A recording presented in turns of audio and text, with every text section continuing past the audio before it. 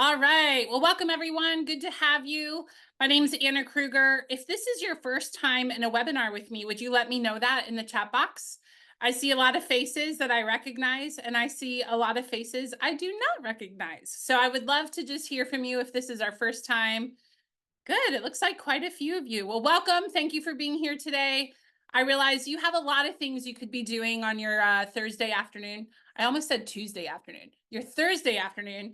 And I'm thankful that you chose to be here with me. So my goal today is to make this incredibly worth your time.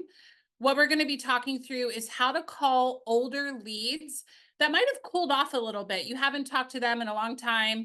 And you might be wondering, how do I call them? How do I organize them? How do I start a conversation without being awkward? So I'm going to guide us through that today. And I know sometimes it can help because of how many new people there are. I will do a little more of an intro on myself than I normally do. Just, I know it can help to have context of who is this person and why am I listening to them today? What's their authority on the topic? So I've been doing sales calls since 2006. So very, very long time. I always joke around, don't worry about my age, okay? Don't try to figure it out. But I've been doing this for a really long time, 18 years, and I've been doing it in real estate since 2013. My first year in real estate on a team, so I did have the power of a team, but I sold 85 homes my first year in real estate. And I call a lot of older leads. So I've learned how to navigate the older lead conversation and do it with some success. So my goal today is to pass along to you what I've learned. I'm no special person. I just know the order of some dialogues and how to talk to people. And the great thing is you can learn the same thing through what's called a language pattern. We actually teach a lot of language patterns in the class Mega Lead Conversion. I'm going to give you a couple of those today. I'd love to hear from you real quick. What do you think the difference is between a language pattern versus I was going to say something else. What do you think a language pattern is? Let me just ask it that way. What do you think a language pattern is? Just take a guess. Have you heard of a language pattern before? You can nod your heads because I can see most of you. I see Okay. one person saying yes. Nick, go ahead. I think a language pattern is a way to get you down the road to the sale. Yeah, that's a good way to put it. Down the road towards the sale. I like that. Yeah. To put a little more, let's have you go, Alberto, and then I'll share my version of what a language pattern is. Alberto, go ahead. Oh, you're muted. Make sure you unmute. Sorry about that. That's I okay. think that the language pattern is the way you are talking about when you are talking about sales. Mhm. You have to keep the same pattern. In other words, for me, is to keep the script always the same way, because Yeah. in that way you are gonna be more successful. Yes. Yeah.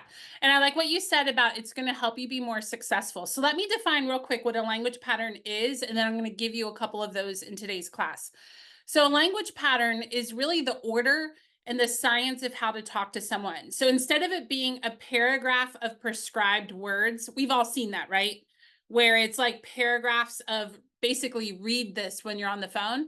That's not what a language pattern is. A language pattern is more, here are the 5 steps to open a call. Here are the 4 elements of uncovering an objection. Here are the 3 steps needed to overcome a stall. For example, if they say, I'm busy, just call me later. Well, they just picked up the phone, right? They're probably not busy. They just are trying to get you off the phone. So how do you navigate that? And that's called a language pattern, is it's when it's a step-by-step versus a whole list of prescribed words. So we're going to do some language patterns today. So let's go ahead and jump into it. So we're going to talk first about how to organize those older leads. Tell me in the chat box, how many of you would say maybe you inherited leads from someone who left the team, if you're on a team, or maybe you just yourself, single agent or on a team, have a whole list of leads and you're like, yeah, I have not called these people in forever. I wouldn't even know where to begin in the conversation. It feels really awkward. So how many of you would say you have a bank of older leads? And I'm curious, how many would you guess that you have? Tell me in the chat box and I'll watch that as we go. Okay. Just for context. And then we're going to talk through, what do you say when they actually pick up the phone? And then how do you get into quality conversation? Man, y'all have a lot of leads. 500 is the smallest I see, up to in the thousands. 350, a lot. 10,000. Hey, if y'all need help calling leads, let me know. I'm just kidding. I love calling older leads. So yeah, you guys, a lot of you have a lot of older leads, which is really great. So today should really help you out a lot. So first, let's talk through how do you organize calling those older leads. Then we're going to talk through what do you say when they actually pick up the phone.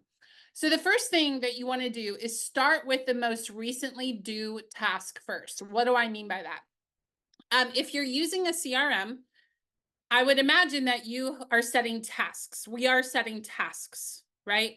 Does everybody know what I mean when I say that? Basically, it's the idea that, say that I'm talking to Stephanie and I realize I should call her in 3 months. I'm going to set a future task to pop up in 3 months to remind me to call her. So I've had the situation where I was out of the office unexpectedly, or I just didn't manage myself well, and I had an overwhelming amount of tasks. Well, I used to start with the oldest ones first. So for example, let's say that I have 100 tasks or more, but we'll use 100. Let's say I have 100 overdue tasks, and some of them were due this week and some of them were due 4 weeks ago. What I used to do is start with the 4 week ago leads first, because my mentality was they're already older and I don't want them to get even worse. Anybody take that approach? I doubt I'm the only one. What I realized in calling them, and my average number of contacts every day ranged about 30 to 40. And so I called a lot of leads. And what I noticed is when I called the 4 week people, they had already cooled off, and it wasn't having as great of a success as when I called the people who were due yesterday, because they're actually not that cooled off yet, right? They were expecting a call yesterday. So if I call them today, I'm only 1 day behind, right? So I would recommend that with your leads, call the more recently due first versus the 4 week, 5 week, or even a couple months old. You should have better success that way. The next piece would be look for who was most active on the site. Now that's going to depend on the lead source. Not everybody is going to have that data, but let's say that I have people in my system. I've already called through the tasks. Now I'm like, okay, I still have 50 people left. Who do I call next? Well, you're going to want to look through who maybe was browsing your website recently and call those people. Then the next strategy is 6 calls in 6 days. Let me explain what I mean by that real quick. And this right here could be the biggest money-making opportunity for you on this call. By the way, this strategy also applies to new leads. So I want all of you to do some math in your head for a quick second. And I want you to think through, how many new leads have you gotten just in the last 2 weeks? And just do an estimate. Just do a quick estimate. And we're not looking for perfection here. And now, does everybody have a number in your head? Estimate? Okay. New leads 20. last 2 weeks, I mean. And now Oh, what I want you to do, hey, make sure everybody's muted. I'm getting some background. I'm not sure from where. And now I want you to think through, how many of those leads did I call 6 times in 6 days? And just do a self audit real quick.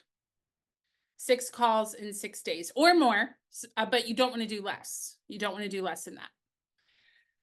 What I want to share with you, and this comes from the Harvard Business Review, they did a study on calls. And what they found is and they didn't study just real estate. This was really calling in general. So any phone sales job in various industries, they studied it. And what they found is when you call a new lead 6 times in 6 days, so basically at least once a day, 6 days in a row, you have a 90% likelihood that they will either pick up the phone or call you back. That's pretty incredible, right? And I've coached business in real estate for a long time. And I've had people I've worked with say, this lead source is terrible. I don't like this particular lead source. It doesn't do anything for me. And what I'll do as the coach is I'll go in and do a quick audit to see, well, let's see the new leads that have come in and how often you've actually called them. Not once, not one time yet, and I've been coaching now 9 years, have I ever seen that someone has actually called leads 6 times in 6 days when they're new into my schedule. We'll switch it and start having them call 6 times in 6 days. And on average, what I've seen is internet leads, just looking at internet leads, they go from a 3% conversion to appointment to a 6% conversion in appointment. And the only change that they made was calling them 6 times in 6 days. That's doubling their conversion to appointment. How many of you would like to double the amount of appointments you're setting off of a particular lead source? Right? I think all of us would, myself included. So if you do nothing else, say you don't even work on your skill on the phone, you don't work on your conversations, you don't work on anything else, and you just get really good at calling leads 6 times in 6 days, you will very likely start making more money and helping more people if you make even no other change. So that is a big one. I see a question here, Monica, if they answer you and talk to them, do you still call? No, good question. Once you make contact, you can abandon the 6 calls in 6 days. What we're looking for is making contact. Once I make contact, at that point, then I would go off of whatever the conversation was, right? So let's continue. I'm going to answer questions at the end. So if you're doing a question, just hang tight. I will get to that at the end. I will answer you, Rebecca, real quick. You're asking about voicemails. There is a voicemail strategy. And full disclosure, I teach that in Mega Lead Conversion, and it's an hour-long class. There's no way I can teach how to leave a quality voicemail in today's training because we've got 30 minutes and we're talking about how to call older leads. But just know, I do teach how to leave a voicemail that gets a callback. Takes about 45 minutes to an hour, and we do that in Mega Lead Conversion, which I'll talk about at the end of today's class, okay? But yes, there is a voicemail strategy. So here's the thing, with old leads, when I was making calls as an agent, I had all these overdue leads, and I just thought, you know what? I'm just going to call these older leads like they're new because they might not remember me anyway. And the thing is, about 6 times in 6 days is it creates urgency, right? If I call you once in a while, there's very little urgency for you to call me back. But if I'm calling you every day for 6 days, the urgency for you to pick up or call me back is going to be very high, right? So what I started doing with these older leads, let's say I had 500 leads that were so out of contact, I don't know who they are. What I would do is say it's Monday. I would say, all right, for the next hour, I'm going to dedicate myself to these older leads and call as many as I can in the next hour. And let's say that in that hour, I was able to call 50. Now, a lot of people didn't pick up the phone. A few did. I called 50. And let's say that 10 picked up. Well, in an hour, it's probably more realistic that maybe 5 or 6 would pick up, okay, in an hour. So now I'm going to have 45 leads left. The 5 that picked up on Monday, whatever the conversation was, I'll document it and create a future task accordingly. And then Tuesday, I'm going to call the 45 that are remaining, and I'm going to leave a second voicemail. And let's say on Tuesday, 5 more people picked up. Well, now I set tasks for those people. Now I'm down to 40. Are y'all tracking with me? And basically throughout the week, I'm going to call that same list, say for an hour a day, same list, minus anyone who actually picked up the phone. And by the end of the week, I've done a good job of calling these leads. I'll need to add one more day, 6 calls in 6 days. But basically in a week's time, I can call these older leads and get contact with about 90% of them if they are good numbers. And then I can update the conversation. Does that make sense to everyone? Perfect. Okay. And then I see the question, how do you get people answering the phone? Some of that comes from leaving voicemails because they start to know who you are. I think what is unprofessional is to call and not leave a voicemail. That feels very, very like you're a telemarketer, right? But when you're a professional business and you actually leave a voicemail, that shows professionalism. So I find great success with leaving voicemails. A lot of people say voicemails don't work, but let me ask a lot of you, how many of you have had training? Don't say if you're in my class, that doesn't count.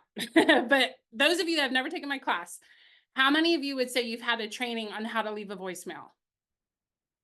Anyone? I see one hand. So there's 132 people in here and I saw one. I might have missed somebody, but it's definitely not the majority. Definitely not the majority, okay? So yeah, you're gonna wanna leave 5 to 6 voicemails out of those calls, okay? Because the call is about how to call older leads with success and what to say, I'm going to get into the conversation here in just a minute. And if we have time at the end, I'll touch on the voicemail strategy. But again, we do a deep dive in mega lead conversion on that. Also, notice here I say do not read the notes. How many of you have called older leads and you read the notes and it discourages you before you even dial?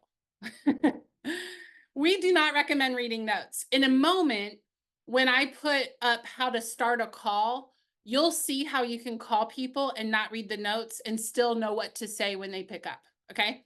But part of the reason we say don't read the notes, I would recommend writing this down.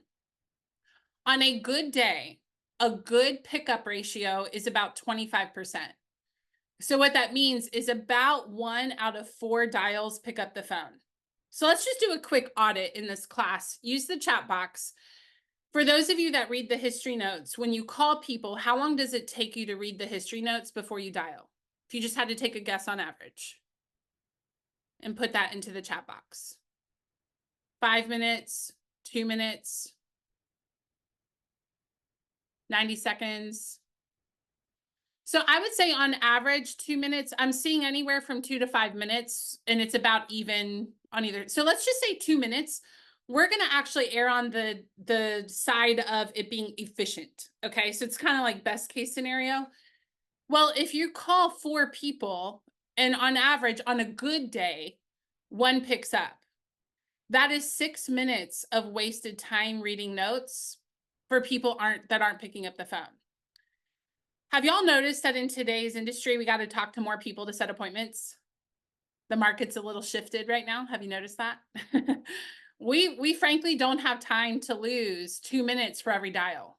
We just don't have time for that. So we need a way to not have to read all of those notes. If you want to write down a stat, this is just a freebie that just popped in my head. On average, what we find for people that are hand dialing, calling through, when they're very focused, they can usually have 5 to 6 people pick up the phone per hour. So sometimes it's good to have a benchmark to know, am I efficient or am I maybe not efficient? Well, just test yourself. Are you talking to, on average, 5 to 6 people an hour? And what I mean by that is they're picking up the phone. They might quickly hang up, but you should have 5 to 6 people on average picking up the phone if you're calling a pretty good list, okay? All right, once they actually pick up the phone, you're either going to assign a task. So if I'm calling Chelsea and Chelsea says, oh yeah, I do want to move, but it's not going to be for a year, and there's no way I can change that. I have these 6 reasons I can't move before 12 months from now. So I would set a task to follow up with her, okay? If I don't make any contact, I'm going to organize them in my CRM such that I know I already have tried calling them 6 times, and I'm going to start to dial it back. And now I might call them once every 2 weeks and eventually once a quarter. Obviously you want to respect the do not call list. You want to respect, if people say, please don't call me again, things like that. But unless they've asked you not to call them or they're on the do not call list, you typically want to call people once a quarter at the absolute minimum. The absolute minimum. Situations change, and it's enough to keep you in their mind without it being too much, okay? And so that's what you would want to do at that point. So one thing that helped me as an agent was to have in my head, if I complete a task, set a task.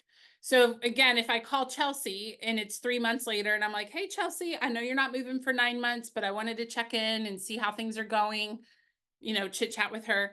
I'm completing that task, and now I'm going to set another one. And if I'm always completing a task and setting a task, then I should always keep track of Chelsea, and I'm not going to lose her, okay? One other thing, I got this idea from agents on my team. I thought this was smart. Instead of saying call to follow up, or call to check in, they would say call to set the appointment. And I asked him one time, I was like, oh, has this person said, they're setting an appointment? And I remember Tim, he was like, no, but I want my mindset to be that he's setting an appointment with me. So my task says set an appointment. I was like, that's good. I'm stealing that. So now I'm telling all of you. So thank you, Tim from Greenville, South Carolina. That's where I got the idea from. So put some affirmations into your tasks. So how do you call an older lead? Write this down. You only remember 8% of what you hear. So I really hope you're taking notes today so you can remember this for the long term. But when you're calling an older lead, what you want to include is obviously your name and their name. And a big element is to say, thank you so much for taking my call. Put that in your own words, but you want to say, thanks for taking my call. I appreciate your taking my call. But the idea here is you're expressing gratitude. Somebody unmute yourself. Why are we expressing gratitude? What's the psychology there? And go kind of quick because we've got about 10 minutes left. Just sets the tone. Sets the And then- tone. Yeah. Setting It's a softer. positive tone. Yep. It shows Softer. that you value their time. Yes. All of the things that you guys just said. I love this group, how you're speaking up, you're energizing. Thank you. Yeah, we're Can you put showing that that we're slide back valuing up? your time. Also, from a psychological standpoint, if I just said, hey, thank you so much for taking my call, it's a little harder for them to hang up on me. That's the other factor. It's just harder, right? If I said, hey, thank you so much for turning your cameras on, it gives me a lot of energy as your instructor, which is totally true, by the way. But wouldn't that make it hard to turn it off? Because I just was like, thank you. So it's that same idea. Hey, thank you so much for taking my call. The next element that you'll see on the screen here is acknowledging, I know I'm calling you a bit out of the blue. That just came from experience. What I learned when I called older leads, if I didn't say it, they would. And if I said it, I could get over that kind of weird part of the conversation. So if I didn't say I'm calling them out of the blue, I would get a lot more of, who is this? Why are you calling me? What's this about? But if I said, hey, Nick, it's Anna calling from the Haro group. Hey, thank you so much for taking my call. I know I'm calling you kind of out of the blue. Then we can just keep moving. Okay. And I found a lot less what's the word? I can't think of the word. Resistance. Resistance. Yeah, I had a lot less resistance. Thank you. And then the next element of this opener is a while back you expressed interest in moving. The reason we say expressed interest is it is so broad, I do not need to read the notes. That's how you can open it without reading the notes. I don't need to know if they're a buyer. I don't need to know if they're a seller. I don't need to remember where they're going or why. I just need to remember that they were interested in moving. This is a personal preference. I'm not a big fan of a while back you requested information. That sounds a lot more businessy. In fact, I don't know if y'all can see each other, but when I just did that, two of you that I can see went like this. When I said you requested information, you had like, So yeah, it just doesn't sound so good. But if I say, hey, a while back you expressed interest in moving, that sounds a lot friendlier. Would you guys agree? It's a lot friendlier. Yes. And you can add to it if you want. A while back you expressed interest in moving. That's exciting. Feel free to add to it. And then what had you thinking about moving back then? What had you thinking about moving? And that's going to get us right in. So let me do this all together. It's actually very fast because I explained it. It sounds slow, but let me explain it quickly. So, hey, Julissa, this is Anna calling from the Haro group. Hey, thank you so much for taking my call. I know I'm calling you a little out of the blue today. Hey, a while back, you expressed interest in moving. I'd love to know what had you thinking about moving? And that's where I'm going to start. Now, obviously, some people are no longer interested and things like that. But what I find is if you go into it assuming they're still interested, they'll correct you if you're wrong, right? You want to know the worst way to start a call, any call? Are you? Did you? Anything. Anything that follows that, bad. Are you thinking about moving? No. What they could even be thinking is yes, but I don't know who you are, so no. That could be what's going on. So I recommend just assuming they're interested, and then they will correct you if that's wrong. Okay. And again, this just comes from a lot of experience calling leads. I found that was the best. Okay. So then how do you get into a quality conversation? Here's the thing. If you can read notes while it's ringing, you're not losing time. So if I'm calling Chelsea, I'm not going to stop to read and then dial. But while it's dialing, if I can do a quick read on the notes and remind myself, great. So then I might be able to say, hey, Chelsea, we talked back about a year ago and you were thinking of downsizing. So you could do that, but don't again read before you dial. You could also anchor it. You spoke with us or you spoke with me a couple months back. But again, the main thing here is ask about motivation. When I say current or past, what I mean by that is you could say, what has you thinking about moving? Or you could say, what had you thinking about moving a couple months ago? You know, however you want to do that. So again, the core here is, hey, Andrea, it's Anna calling from the Haro Group. Thanks for taking my call. I know I'm calling you out of the blue. A while back, you expressed interest in moving. What had you thinking about moving? And then you're off to the races. Okay. Now there's a couple things. Sometimes they'll say, well, I was, but I'm going to wait. Here's a couple golden questions for you. Write these down, tape them into, like, put them on your laptop, put them on the wall where you work, wherever you need. These are golden questions that are going to help you convert leads. And by the way, these are good for any lead, old, new, anybody. Okay.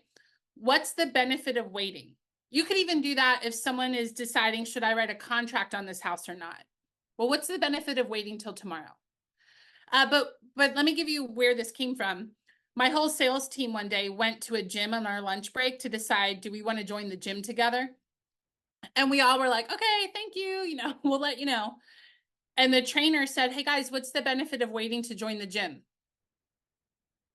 I mean, is there any good answer for that? It basically made us realize like, I mean, there's not one. So guess what? He had 12 signups for the gym because there were 12 people on our team. So when you ask what's the benefit of waiting, obviously moving is a bit more complex than a gym membership, but it will force them to really think through, is there a benefit? Am I just procrastinating? Or they might just reveal more of their situation to you. So if they want to move and they're hesitating, just, hey, what's the benefit of waiting? Another question is, this is a great solution finding question. Hey, what would have to happen for you to move sooner? Now, that sounds kind of weird in this context because I'm just giving you like a one-liner, but imagine that you've spent 3 minutes talking to somebody and they talked about how they want to be closer to work, they want more time with their kids, they want to be able to take care of their aging parents, and that's why I want to move. And then when you ask them, when are you looking to do that? And they're like, well, I'm going to wait. We've all had leads like that, right? Where we start off thinking they're so motivated, and then when we get to time frame, they're way out, and it's like, what? So if you just simply say, what would have to happen for you to move now so that you can have more time with your kids and take care of your parents? That is a solution question. Years ago, I wanted to go 3 weeks to Hawaii unplugged. And I didn't think I could do it because I do this for a living. So how can I leave for 3 weeks when I teach webinars for a living? And my friend said, Anna, what would have to happen for you to leave for 3 weeks and completely unplug? And I had been stuck in, I can't do it. Just her asking that question, I came up with solutions, and I took 3 weeks and went to Hawaii unplugged. And all I needed was someone to say, what would have to happen? There was a solution question. And then you could also ask them, what was plan A? Hey, I'm sensing plan B is waiting. What was plan A? If everything was perfect, what was plan A? Okay. So the main thing to remember with older leads, motivation is what will get them into action. Logic makes people think, emotion makes people act. So there's 2 opportunities I want to tell you about. One is for a free webinar happening next week. And then I want to tell you where you can get a whole bunch of this. Okay. How many of you would say you think you could earn some money because of today's webinar? Just the little snippet you got in just the 30 minutes. I'm from the Northeast, by the way. I talked fast. So good job keeping up. I'm a little breathless. But next week, we're going to do a free webinar on how to create value so that they hire you. That's an important thing right now, right? So how do you create value so they go from being a general customer to a signed agency client? We're going to do that next week. I just put in the chat box, if you scroll up a little bit, at 4 o'clock, I posted what the link is to register for that. So make sure you do that. And then I also teach a class that's 18 weeks long, full of language patterns. Remember I said, yes, there's a voicemail strategy, but it takes about 45 minutes to an hour to properly teach it. What we do in that class is we took everything from hello, all the way through a signed agency agreement or setting up the appointment. We don't go over how to do the consult, but we go over everything lead generating to set an appointment so they actually show up and sign. I believe in setting the appointment, you set the stage for them to sign the agency agreement. So you can actually do a lot of the heavy lifting for that then. That class starts May 1st. I cannot believe that's less than a month. So for that class, go to megaleadconversion.com. It's $199 a month for 6 months. So here's one testimonial, and then I'll open it up for questions. I had one student recently tell me, we were about halfway through the 18 weeks, and she said, I'm already seeing 10 extra people a month, not setting. She was sitting in front of 10 extra people a month than she was before the program, just from the first about 3 months of content. So you have to ask yourself, if you are the person that's going to show up, take notes, and participate, there's no way you will not receive your money back multiple times over. If you're someone who says, I don't know that I would show up and I don't know if I would take notes, I would not recommend signing up. But if you're someone that you know you would participate, megaleadconversion.com, $199 a month, and you should have great ROI as long as you're implementing the content. Oh, it's going to be on Wednesdays. Let me double check the time real quick. I don't have that off the top of my head. But it's megaleadconversion.com. And actually the full schedule is on the site. It's $199 a month, Tim, for 6 months. Let me actually just show you real quick. If you go to megaleadconversion.com, you'll see this. Here's a little video I made with more detail. Here's details. You scroll down. Here's frequently asked questions. Here's some of what we cover. When you click on sign up, you'll see the full schedule, and it's going to be at 2:30 Central Time. Okay. Also, you do not need to be Keller Williams. It says, are you a Keller Williams associate? You could put no. And down here, it asks for your Keller Williams ID. You just put none. And you can bypass that. You do not need to be Keller Williams to take it. Good. Okay, what question? Oh, good. Thank you, guys. A lot of you are in there now, and I see your very kind comments. Thank you so much. I'm seriously like out of breath from trying to talk so fast. So, oh, Susan, oh, and Donna answered you, but Susan said, is it equally applicable? Yeah, it's for any sales role that you are working to set the appointment so they actually show up and sign. You know, I was an inside sales agent on a team. Like I said, I sold 85 homes my first year in real estate in a town that I was kind of new in. And I talked to both buyers and sellers, both. And the tactics I used are what's taught in this program. And we not only go over the language of real estate, the language patterns, some of which I gave you today, we also go over financial goal setting, the economic model. I give you 4 tracking systems. So by the time you're done the program, you should have what you need to have a successful lead generation department. That's what we designed it for. Okay, any other, it's a 1-hour session, Carol, per week. And we record everything.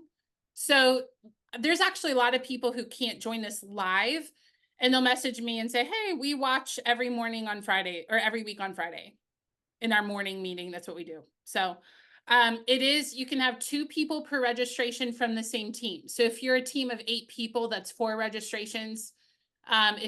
So you have to be on the same team. For context, we used to teach this before COVID. You want to know how much it was before COVID? $800 a month for one person. And now it's $199. So it's a big savings. We reorganized it a little bit to make it a bit more affordable for you, but we've reduced it quite a bit from before. All right, if you're a new agent, internalize your dialogues. That's everything hinges on, and just get into action. Don't get ready to get ready. Just start doing it. Just start doing. We're well over time. My phone's been blowing up because I had a call at 4 o'clock Eastern time, which was 5 minutes ago. So I do need to get going here. But again, if you scroll up real quick, do it before I close. We have megaleadconversion.com, and then I'll put the link in again for next week's class on how to create urgency so they sign an agency agreement with you. I just put that link in there.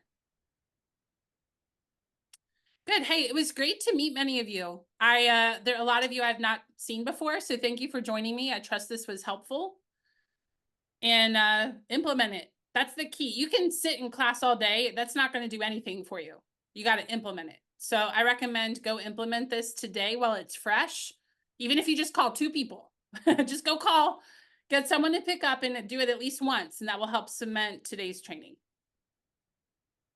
All right. Well, I'll see you guys soon. Again, megaleadconversion.com starts May 1st. And then our webinar next week, the link is in the chat box. Okay, guys, have a great one. Thank you. You're welcome. Bye, everyone.